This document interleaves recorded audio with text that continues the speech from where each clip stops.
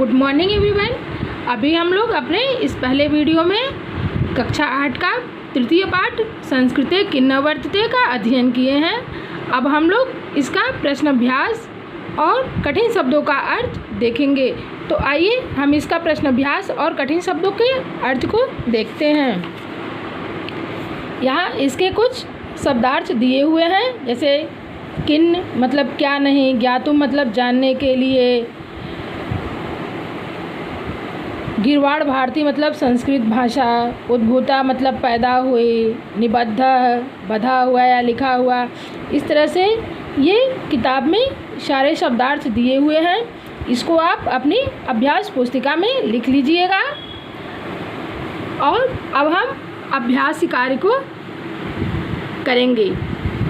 तो अभ्यास कार्य में पहला प्रश्न है एक पदेन उत्तरत, मतलब एक पद में उत्तर देना है। तो सर्वाः भाषाः कस्याः उद्भूता सन्ति, एक शब्द में इसका उत्तर देना है। संस्कृत भाषायाः मतलब सभी भाषाएं किस भाषा से उद्भूता मतलब निकली हैं। तो सर्वाः भाषा संस्कृत भाषायाः उद्भूता सन्ति। संस्कृत भाषायाः साहित्यं कीदृशम् अस्ति, तो संस्कृत भाषायाः साहित्यं विपुलं समृद्धं च अस्ति। आयुर्वेदस्य प्रणेता कः अस्ति, आयुर्वेद के प्रणेता कौन थे? महर्षि चरकम। शून्यस्य सिद्धांतम केन प्रदत्तम, शून्य के सिद्धांत को केन मतलब कौन प्रदत्त मतलब प्रदान किया? आर्यभट्ट। योग कस्य देनम अस्ति, योग किसका देन है? योग पतंजलि देनम अस्ति। अब प्रश्न नंबर 2 है पूर्ण वाक्येन उत्तरत। इसको हम कॉपी में लिख कर बताए हैं। आइए हम इसको देखते हैं। पूर्ण वाक्येन उत्तरत। तो पहला प्रश्न है आचार्य बोधायनः शूलसूत्रेषु किं वर्णितम्, इसका उत्तर होगा संस्कृतचार्याः मतलब संस्कृत के आचार्य बोधायनः शूलसूत्रेषु सर्वप्रथम रेखा गणितीय पाइथागोरस प्रमेयस्य सिद्धांतम वर्णितम्। दूसरा प्रश्न है नौका निर्माणाय कला प्रसिद्धौ ग्रंथौ कौ स्तः, नौका निर्माण कला के लिए प्रसिद्धौ ये द्विवचन है, इसलिए 2 ग्रंथ कौन कौन से हैं।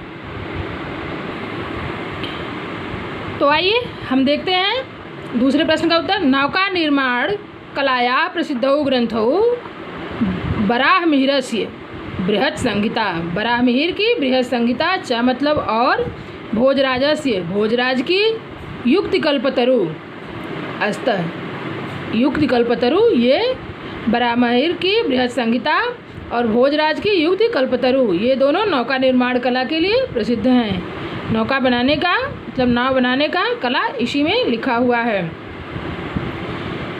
शिव तत्व रत्नाकर, शिव तत्व रत्नाकर इयं कृति किमर्थं प्रसिद्धा अस्ति। लौह अस्म मृत्तिका काष्ठकलायादयः चतुष्पदिक कलानां ज्ञानं शिव तत्व रत्नाकर ग्रंथे संग्रहीतवान् इति इयं कृति प्रसिद्धा अस्ति। लोहा पत्थर मिट्टी काठ आदि 64 कलाओं का ज्ञान शिव तत्व रत्नाकर ग्रंथ में निहित है, लिखा हुआ है, इसीलिए यह ग्रंथ प्रसिद्ध है। संस्कृत वैज्ञानिकी भाषा किमर्थम उद्घोषित, संस्कृत को वैज्ञानिक भाषा क्यों कहा जाता है? अद्यत्वे संगणक यंत्रे सुकर प्रयोगेण संस्कृत भाषा वैज्ञानिकी भाषा उद्घोषिता। आजकल कंप्यूटर में आसानी से सब काम हो जा रहा है और इसका जो निर्माण है संस्कृत का निर्माण कंप्यूटर का निर्माण संस्कृत भाषा में ही लिखा हुआ था। कैसे किया जाता है, इसलिए इसे वैज्ञानिक भाषा कहा गया है। आइए अब हम प्रश्न नंबर 4 को देखेंगे। प्रश्न नंबर 3 मोटे शब्दों के आधार पर प्रश्न निर्माण करना है। जैसा कि हम आपको पिछली कक्षाओं में बता चुके हैं, पढ़ा चुके हैं, इस आधार पर आप प्रश्न का निर्माण कर सकते हैं। लेकिन फिर भी हम आपको एक बार फिर बताते हैं कि इन मोटे अक्षरों के आधार पर प्रश्न का निर्माण कैसे किया जाता है। तो प्रश्न निर्माण के लिए कुल 9 प्रश्नवाचक शब्द हैं, उसी का प्रयोग किया जाता है। महर्षि श्रुतः कुशल चिकित्सकः आसीत्। महर्षि श्रुतः कह आसीत् मतलब कौन थे। इस तरह से आप इन प्रश्नों का इन जो ये उत्तर दिए हुए हैं और इससे प्रश्न निर्माण करना है, इसका आप स्वयं करेंगे और स्वयं करके ग्रुप में डालिएगा, तो हम इसको चेक करके और आपको बताएंगे भी। प्रश्न नंबर 4,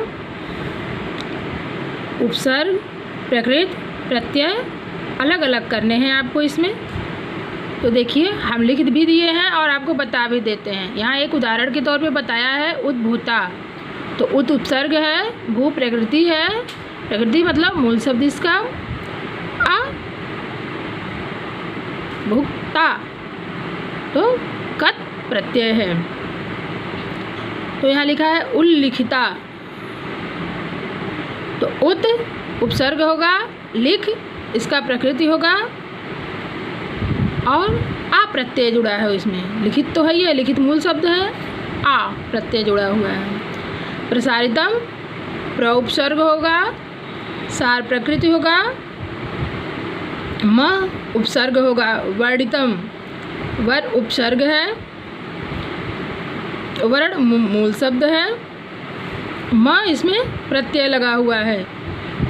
इसमें उपसर्ग का कोई जगह नहीं है, हालांकि उपसर्ग खाली होना चाहिए क्योंकि वर्ण मूल शब्द होता है या प्रकृति होता है। इसमें वर्णितम म प्रत्यय लगा हुआ है। यहाँ उपसर्ग अगर आप व्याकरणिक भाषा में देखेंगे तो यहाँ उपसर्ग कुछ नहीं होगा। प्रदत्तवान प्र उपसर्ग है, दत्त मतलब देना, दत्त वो प्रकृति है, आन प्रत्यय लगा है इसमें। संग्रहितवान सम उपसर्ग है, ग्रह प्रकृति है और आन प्रत्यय है। अब यहाँ उचित सर्वनाम रूप बनाकर लिखना है। तो आपको सर्वनाम रूप भी पढ़ाया गया है पिछली कक्षाओं में। तो विश्वे अनेके पुरुषा अभवन, इदम विश्वे नहीं होगा, यम विश्वे अनेके महापुरुषा अभवन मतलब हुए। कक्षासु श्यामपटनम अस्ति, कक्षा में श्यामपट है। किस कक्षा में? सर्वे कक्षासु, सभी कक्षाओं में श्यामपट है। पाठात का शिक्षाम लभते, तब अस्य पाठात मतलब इस पाठ से कौन सी शिक्षा मिलती है। बालिकयों किम अभिधानम अस्ति, तो ये होगा बालिक मतलब 2 लड़कियां हैं, सप्तमी विभक्ति 2 लड़कियों का क्या अभिधान मतलब क्या वस्त्र है। ये तयो बालिका किम अभिधानम अस्ति। फलम पक्वम अस्ति, फल पका है। थे एतत् मतलब यह फल पका है। बालिका गृहम गच्छन्ति, बहुवचन है तो ते बालिका गृहम गच्छन्ति। अब ये है पर्येन सह मिले, जो इसका पर्यायवाची है उससे मिलाना है। अस्म, अस्म एक धातु है जिसको पाषाण भी कहते हैं, तो उसको पाषाण से मिलाएंगे। भूतले, भूतले मतलब पृथ्वी पर, तो उसको भूतले को धरा भी कहते हैं तो धरायाम। वर्तते, वर्तते मतलब विद्यते। विपुलम मतलब विशालम। कृति, कृति मतलब रचना भी होता है। अस्म का पाषाण पत्थर हम बताए ही थे।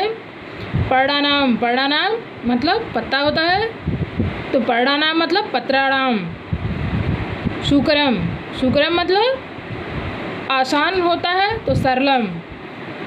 सकलम मतलब संपूर्ण तो समग्रम होगा इसका। अब संधि विच्छेद भी आपको बता दिया गया है, पढ़ा दिया गया है। लेकिन इत्यादय इतिधन आदय उल्लिखिता उत्धन लिखितः सर्वोपरि सर्वधन ऊपरी वृक्ष आयुर्वेदे वृक्षधन आयुर्वेदे। कारणादेव कारणधन आदेव किम धन न। तो ये आपका संधि विच्छेद हो गया। 8वां प्रश्न हो गया, विशेषण से विशेषण को मिलाना है। तो क्या होगा? विविधा क्रिया सर्वेषां भाषाणाम ज्ञानास्य आदि श्रोता, मतलब ज्ञान के आदि श्रोता।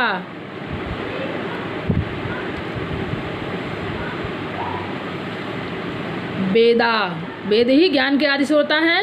लोकप्रिय योग समग्रे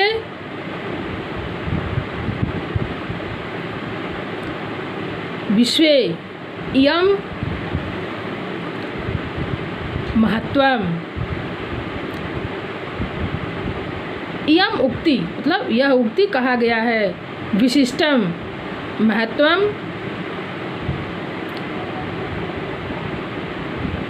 सकलम ज्ञानम। ये आपको बता दिया गया। ये प्रश्न अभ्यास आप पूरा अपनी अभ्यास पुस्तिका में कर लेंगे और फिर इसको ग्रुप में डालिएगा तो ये चेक हो जाएगा। आपको प्रश्न अभ्यास भी समझ में आ गया होगा। धन्यवाद।